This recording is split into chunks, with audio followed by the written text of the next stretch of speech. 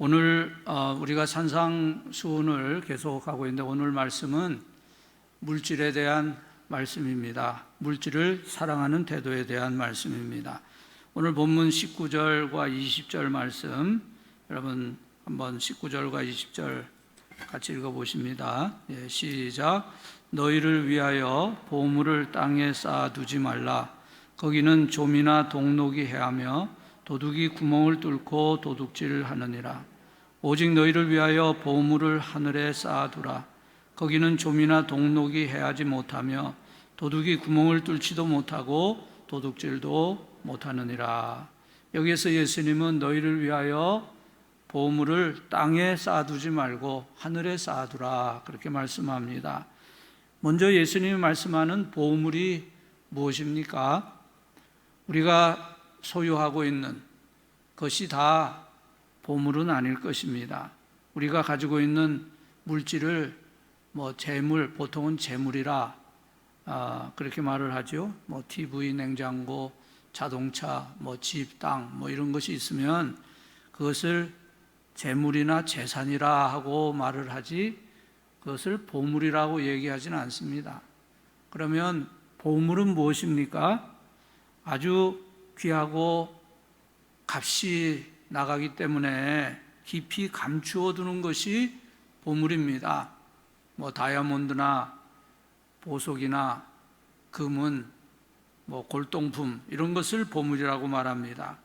그래서 예수님이 말씀하시는 이 보물이라는 뜻은 누구든지 가난한 사람이든지 부자이든지 그 사람이 가장 귀하게 생각하고 가장 애착을 가지고 있는 제일 관심을 많이 가지는 그런 것이 그 사람의 보물이라는 거예요.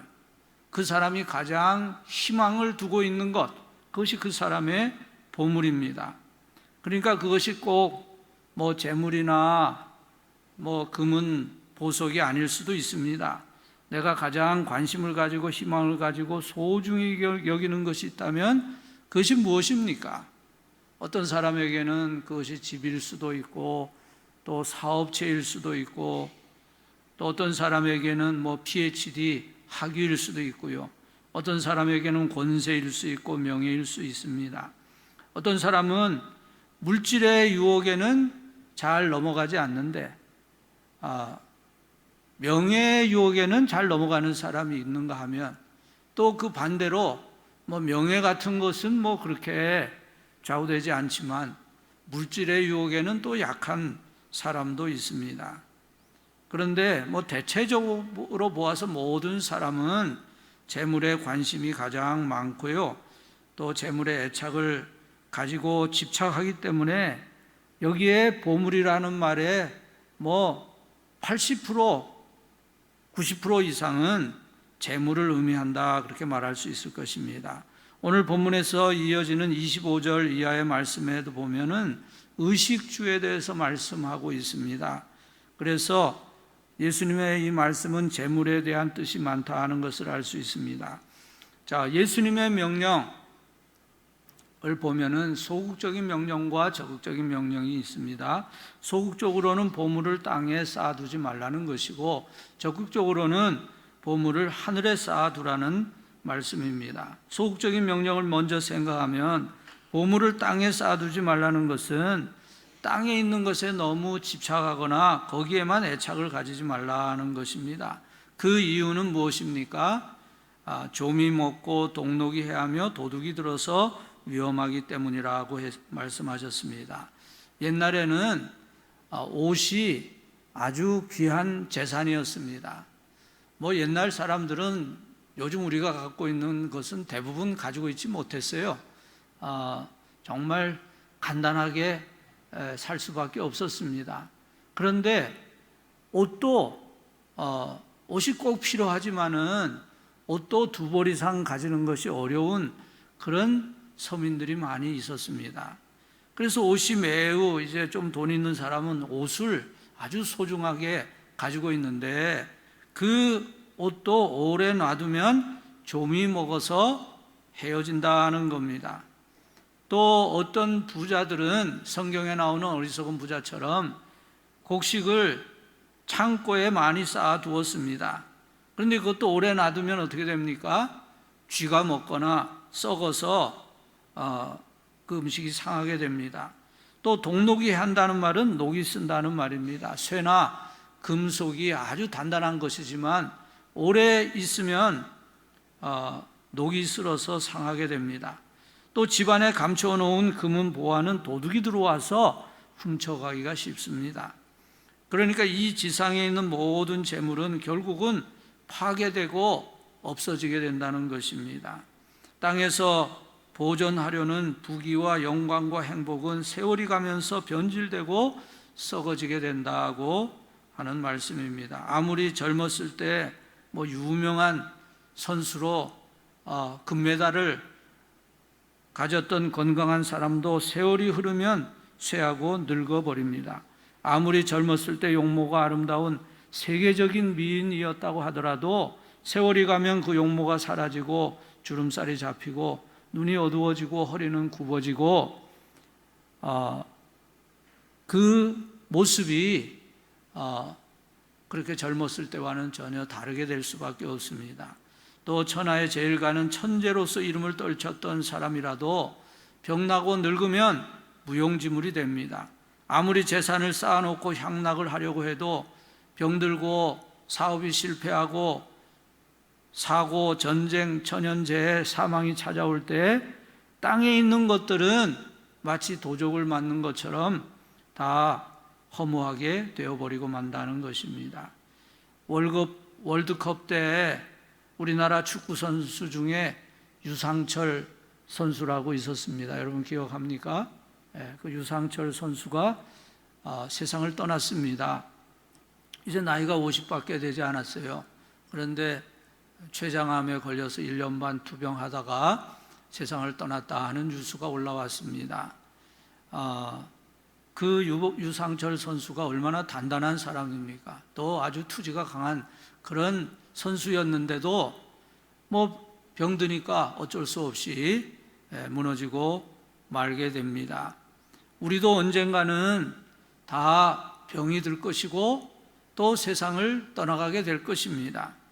아무리 한때는 유명 인사가 되고 세상에서는 박사, 교수, 사장, 회장이 되고 교회에서는 장로, 권사, 담임 목사, 노회장, 총회장을 지내고 아무리 세상에서 이름이 많고 명성이 많았던 사람이라도 세월이 흐르면 늙고 병들고 고독해지게 됩니다.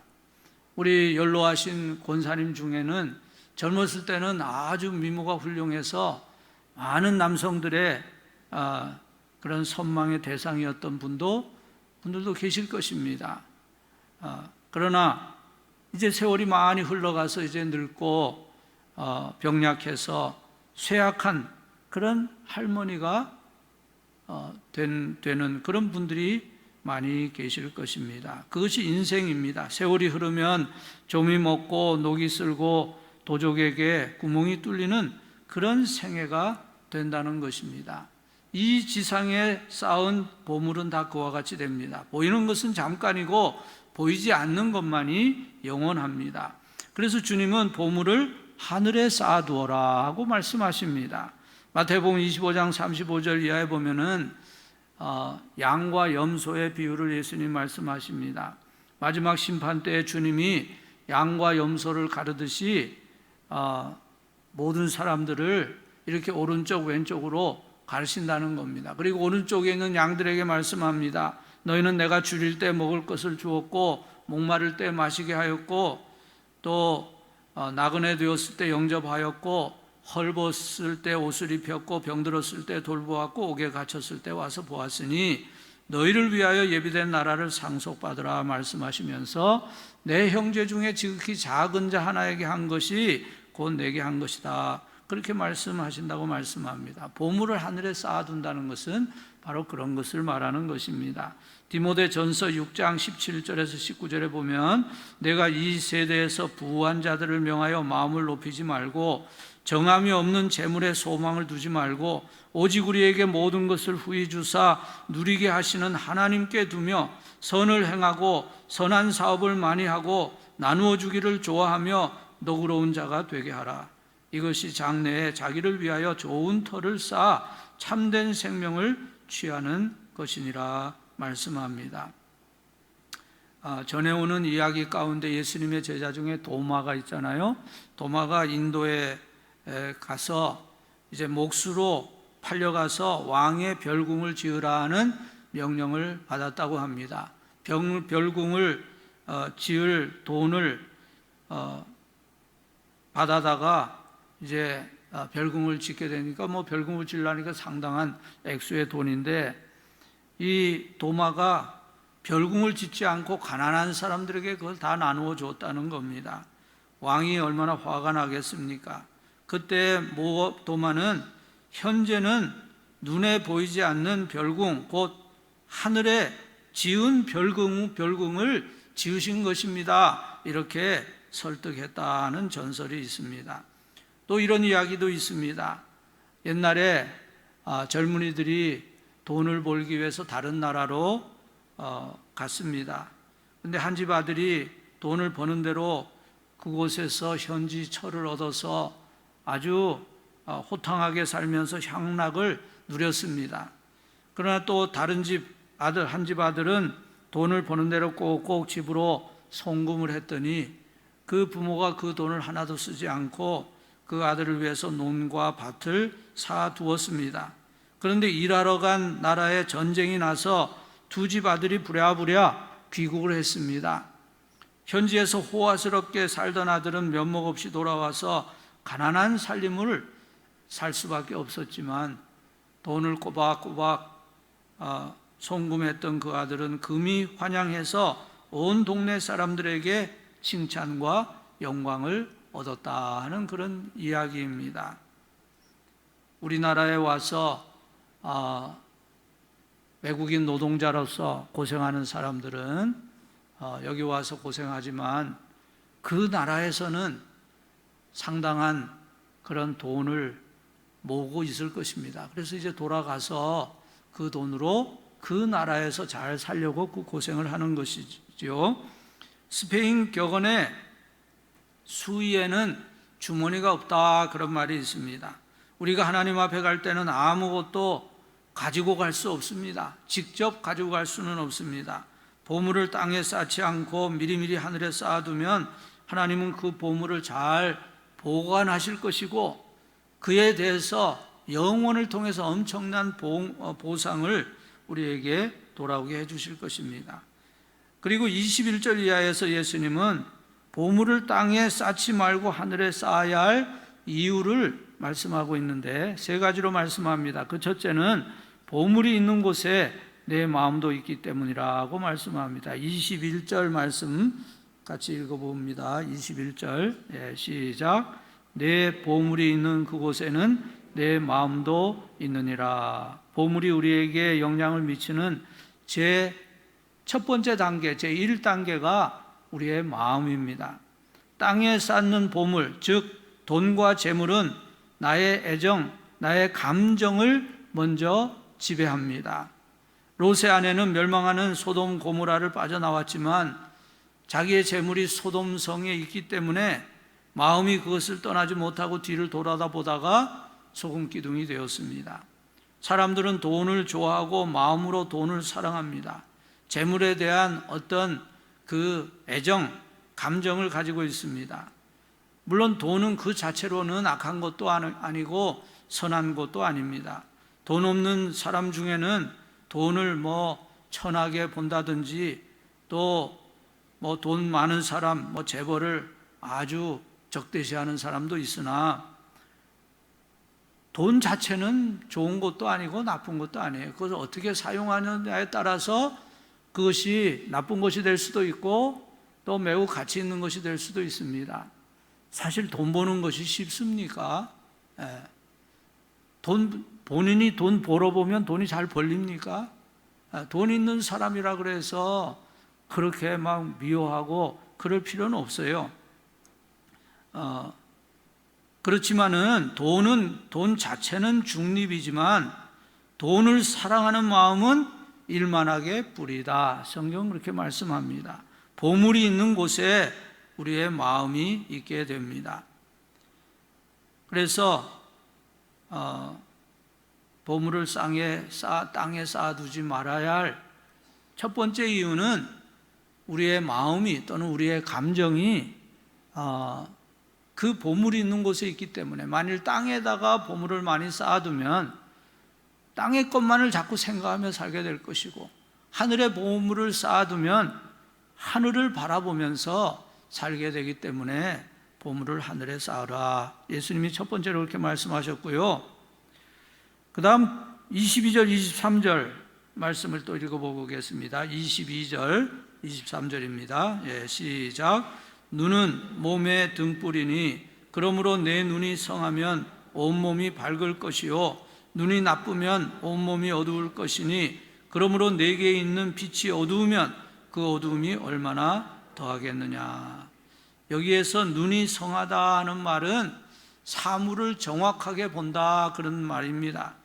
우리 눈이 근시거나 원시거나 생명이거나 또 눈이 잘 안 보이는 사람이라면 사물을 정확하게 볼 수가 없어요. 뭐 가까운 것이 안 보이든지 멀리 있는 것이 안 보이든지 아예 잘 보이지 않든지 정확하게 볼 수가 없습니다. 그런데 정확하게 사물을 본다는 말은 생각이 바르다는 말이라 할 수 있어요. 우리의 생각이 바르게 되면 모든 것을 판단을 정확하게 하게 되는 것입니다. 그래서 아까는 우리의 마음, 즉 우리의 감정에 대해서 말씀했는데 여기에서는 우리의 생각, 이성에 대해서 말씀한다고 볼 수 있습니다. 사람의 인격이 지정의 세 가지로 되어 있습니다. 그래서 21절은 감정에 대한 말씀이고 22절, 23절은 지성에 대한 말씀이라고 볼 수 있습니다. 지성이 흐려지면 편견을 가지게 되고 잘못된 판단을 하게 됩니다. 재물을 땅에 쌓으면 지성이 흐려집니다. 그리고 맹목적이 됩니다. 물욕에 사로잡혀서 바른 것과 바르지 못한 것을 잘 분간하지 못하고 취해야 할 것과 취하지 않을 것을 분간하지 못하게 됩니다. 자, 그 다음 24절 말씀을 또 함께 읽어보십니다. 24절 시작. 한 사람이 두 주인을 섬기지 못할 것이니 혹 이를 미워하고 저를 사랑하거나 혹 이를 중히 여기고 저를 경히 여김이라. 너희가 하나님과 재물을 겸하여 섬기지 못하느니라. 자, 이 말은 보물이 우리의 의지에도 영향을 미친다는 말씀입니다. 여기에서 두 주인을 섬긴다는 말은 의지의 영역, 행동의 영역을 말합니다. 보물이 있는 곳에 우리의 마음이 사로잡히게 되고 또 지성이 흐려지게 되면 의지까지도 그것의 지배를 받게 된다는 것입니다. 여기 두 주인을 섬긴다는 것은 이제 노예에게는 자유가 없잖아요. 그래서 주인에게 매여 있습니다. 그 사람은 뭐 자기 개인 시간을 가지거나 그럴 수 없어요. 주인이 하라는 대로 주인에게 그저 온전히 굴복할 수밖에 없습니다. 그런데 한 노예가 두 주인을 섬길 수 있겠어요? 그건 도저히 안 되는 거죠. 노예는 그 주인의 소유인데 어떻게 두 주인의 소유가 될 수 있겠습니까? 그래서 우리가 물질과 하나님 이 두 가지의 노예가 될 수는 없습니다. 우리의 의지가 돈을 섬길 것인지 하나님을 섬길 것인지 양자택일을 해야 합니다. 여기에 섬긴다는 말을 달리 말하면 믿는다 하는 말로 바꿀 수 있습니다. 하나님을 섬길 것인가 또는 돈을 섬길 것인가, 이 말은 하나님을 믿을 것인가 아니면 물질을 믿을 것인가, 이렇게 우리가 바꾸어서 생각할 수 있다는 거예요. 우리가 하나님을 섬기느냐 아니면 불교의 부처를 섬기느냐, 이 말은 하나님을 믿느냐 부처를 믿느냐 하는 말이잖아요. 마찬가지로 돈을 신뢰하는 사람이 있고 하나님을 신뢰하는 사람이 있고 두 종류가 있다는 것입니다. 미국 돈에는 In God we trust라는 그런 말이 새겨져 있어요. In God, 하나님 안에서 we trust, 우리는 신임한다 그런 말인데, 뭘 신임하는 거예요? 이 돈을 신임한다 이 말이죠. 그런데 앞에 하나님 안에서 하는 그런 말이 들어온 것은 미국의 그 조상들이, 그 사람들은 아주 신앙이 좋은 사람들이었어요. 신앙 때문에 미국으로 건너간 거고, 그 사람들이 돈을 만들면서 사람들이 너무 돈을 의지할까봐 먼저 하나님을 잘 신뢰하고, 그리고 그 하나님을 신뢰하는 믿음 안에서 이 돈의 가치를 우리가 인정한다, 이 돈의 가치를 신임한다, 이렇게 말을 한 겁니다. 그런데 그때는 참 그 정신이 좋았는데, 세월이 흐르면서 지금은 사람들이 하나님을 믿는 것이 아니라 돈을 믿는 사람들이 많아졌어요. 거의 전적으로 돈만을 믿고 있습니다. 돈만을 의지하고 있습니다. 그게 뭡니까? 그게 배금주의고 물질주의입니다. 황금 만능주의입니다. 그래서 결국 돈의 노예, 수존노라 하죠. 돈에 매여서 살아가는 그런 사람들이 된다는 것입니다. 오늘 우리는 우리의 주인이 누구신지, 우리가 정말 하나님을 믿고 하나님을 의지하고 사는 사람인지, 아니면 돈을 믿고 돈을 의지하고 사는 사람인지를 분명히 해야 한다는 것입니다. 만일 하나님보다도 돈을 더 의지한다면 돈이 하나님을 대신하는 거기 때문에 돈이 우상이 되는 거고, 그것이 우상 숭배가 된다는 것입니다. 구약성경 열왕기하 17장 33절에 보면은 이런 말씀이 있어요. 이와 같이 그들이 여호와도 경외하고 또한 어디서부터 옮겨왔든지 그 민족의 풍속대로 자기의 신들도 섬겼더라, 그런 말이 나옵니다. 이 무슨 말이냐면 북이스라엘 왕국이 아수르라는 나라에 망했습니다. 아수르 군대가 와서 사마리아를, 그 수도를 점령해서 이제 나라가 망해버렸습니다. 그래서 아수르 사람들은 거기 이스라엘, 그 사마리아에 살던 그 이스라엘 백성들을 다, 아수르가 굉장히 큰 나라거든요. 다 먼데 다 흩어버리고 다른 지방에 사는 사람들을 다 또 그 사마리아에 옮겨서 살게 했어요. 그러니까 이 아수르라는 나라는 굉장히 정말 그 정책이 잔인한 정책을 쓴 거예요. 뭐 사람들을 다 그냥 나라를 하나 점령하면 완전히 다 흩어버린 겁니다. 그런데 이제 한 가지 사건이 일어나는데, 한 번은 사자가 나와서 그 아수르 사람들을 막 이렇게 물어 죽이는 사건이 있었습니다.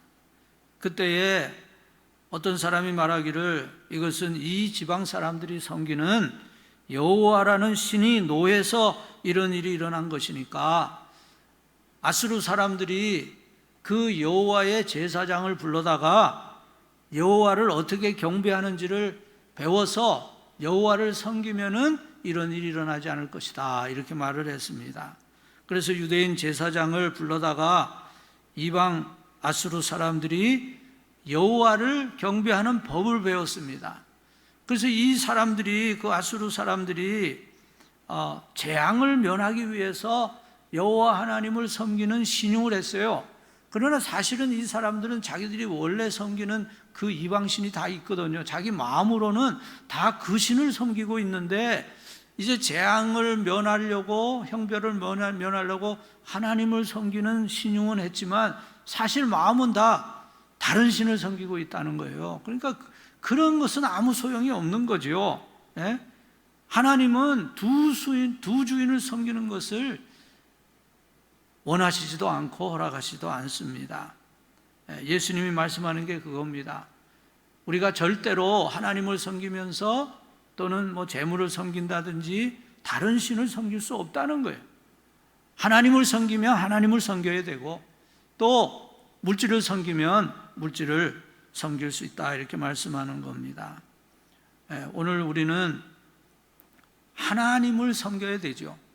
하나님만이 우리가 섬기는 절대적인 신이시고, 돈이라고 하는 것은 우리가 삶의 수단으로서 필요한 거예요. 뭐 돈을 뭐 나쁘다, 돈을 뭐 무슨 악하다 이렇게 생각할 필요도 없어요. 이거 돈은 중립이에요. 선한 것도 아니고 악한 것도 아닙니다. 그런데 우리가 하나님을 섬기면서 하나님을 믿고 의지하면서 그 하나님의 뜻대로 돈을 사용하면 돈은 좋은 거가 되는 거예요. 돈은 가치 있는 것이 되는 거예요.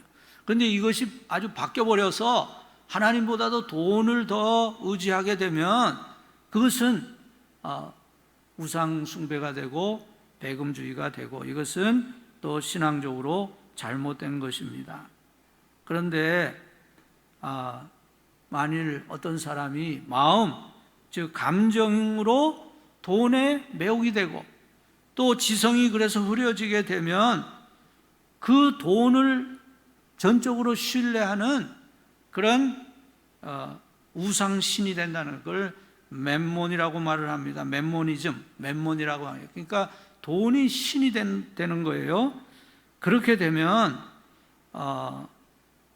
우리의 삶이 이제 하나님의 뜻과는 어긋난 그런 삶을 살게 된다고 하는 것입니다. 결국 돈이 나의 지성과 감정과 의지를 완전히 지배해버리게 되면 우리의 전 인격이 돈의 노예가 되든지 돈의 숭배자가 되어버리게 될 것입니다. 여러분, 우리의 인격은 지정으로 되어 있다 하는 말씀을 아까 드렸는데요. 지정의, 지성, 감정, 의지 이 순서가 이렇게 되어야 되는 거예요. 지정의의 순서가 이게 바로 되어야 되는 겁니다. 근데 이 순서가 바뀌게 되면은 이제 잘못되게 됩니다. 가령 이제 결혼기에 들어선 젊은이가 어떤 뭐 남자가 이제 어떤 아내감을 얻을 것이냐, 뭐 여자도 마찬가지죠. 여자가 어떤 남자를 이렇게 만나서 결혼할 것인가, 이제 그것을 정해야 되는데 제대로 된 사람은, 똑똑하고 지혜로운 사람은 어떻게 하겠어요?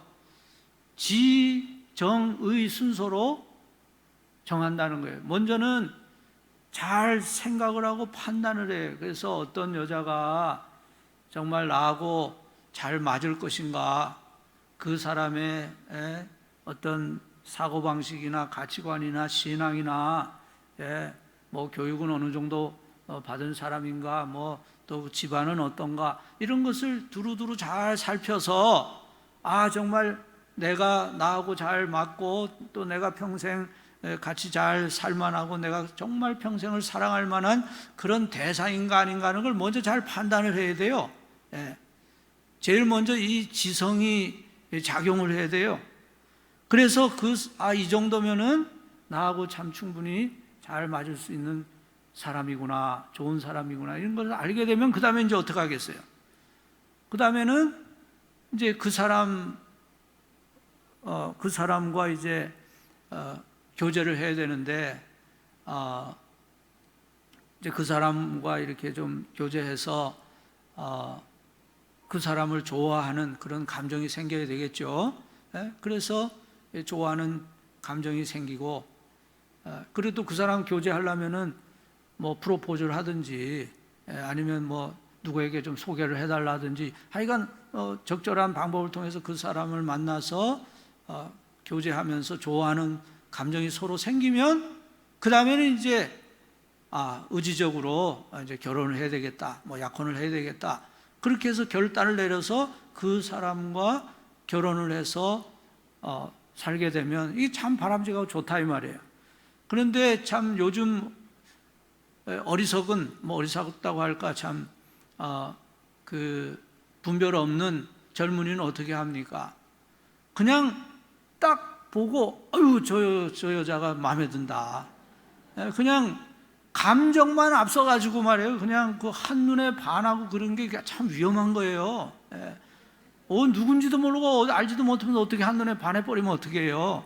근데 그냥 먼저 감정으로만 그냥 따라가서 그냥 이 사람이 좋구나, 그러고 그냥 거기서도 막 의지적으로 막 그냥 또 결정까지 해버려가지고 그냥 결혼까지 해버리면은 그럼 어떻게 되겠어요? 이제 살다 보니까 이게 뭐 성격이 안 맞고 뭐 안 맞는 게 너무 많은 거예요.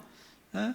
그래서 결국은 살지 못하게 되고 헤어지는 그런 경우가 많이 있을 수 있어요. 지정의가 이 순서적으로 잘 가야 된다 하는 겁니다. 신앙도 마찬가지입니다. 신앙도 우리가 이렇게 지정의의 순서로 되는 게 좋습니다. 먼저 그냥 감정적으로만 그냥 마음만 뜨거워지게 되면 좀 치우친 신앙으로 될 수도 있어요. 맹목적인 신앙이 될 수 있어요. 그냥 뭐 그것이 이단인지 뭐 좀 이상한 건지도 모르면서 그냥 따라갈 수도 있어요. 그런데 하나님 말씀 안에서 진리를 잘 분별하고 그리고 거기에 참 우리의 마음도 의지도 다 이렇게 합쳐져서 온전히 하나님을 섬겨야 되는 것처럼 오늘 여기 본문에서 물질이 있는 곳에 내 마음이 있다 이렇게 말씀하신 것은 먼저 우리가 감정적으로 물질을 사랑하고 거기에 애착을 가지기 시작하면은 그 물질에 대한 욕심이 많아지게 되고 그 다음에는 눈이 흐려지듯이 우리의 지성도 판단력이 흐려져 버리고 결국 의지적으로 그 물질을 쫓아가는 배금주의적인 그런 물질의 노예가 되는 그런 삶을 살게 된다는 것입니다. 먼저 우리의 지성으로 빛과 어둠, 선과 악, 영적인 것과 물질적인 것 이런 것을 잘 분별하고 내가 하나님을 나의 하나님으로 잘 섬기면서 물질은 그 내가 바른 신앙인으로서 살아가기 위한 하나의 보조적인 그런 수단과 방편으로 생각하게 되면 물질도 하나님의 뜻에 따라 잘 관리할 수 있게 된다는 것입니다. 먼저는 믿음으로 우리의 지성의 눈이 밝아져서 하나님을 잘 찾고 그 다음에는 우리 자신을 찾고 그 다음에 물질의 바른 가치를 찾아야 된다는 것입니다. 이 삼각관계가 잘 조정이 될 때 하나님께는 영광이 되고 또 자신에게는 행복이 되고 또 물질도 진가를 발휘하게 될 수 있다는 것입니다. 그런데 하나님보다도 물질을 더 먼저 택하게 되면 그것이 우상 숭배가 된다는 것입니다. 우리의 인생의 주인은 누구입니까? 우리 인생의 주인은 하나님이십니다. 그래서 언제나 우리가 하나님을 잘 섬기고 하나님을 믿고 의지하면서 물질을 하나님의 뜻대로 잘 사용하면 그것이 땅에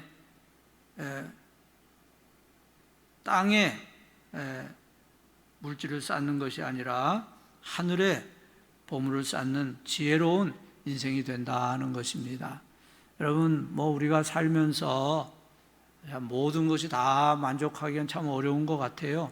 그래도 우리가 언제나 하나님을 의지하고 신앙 안에서 하나님 주시는 신령한 은혜를 받고 또 육신적으로도 하나님 주시는 은혜를 감사하면서 살아가는 그런 균형 있는 복된 삶을 살아가는 저와 여러분 될 수 있기를 주님의 이름으로 축복합니다.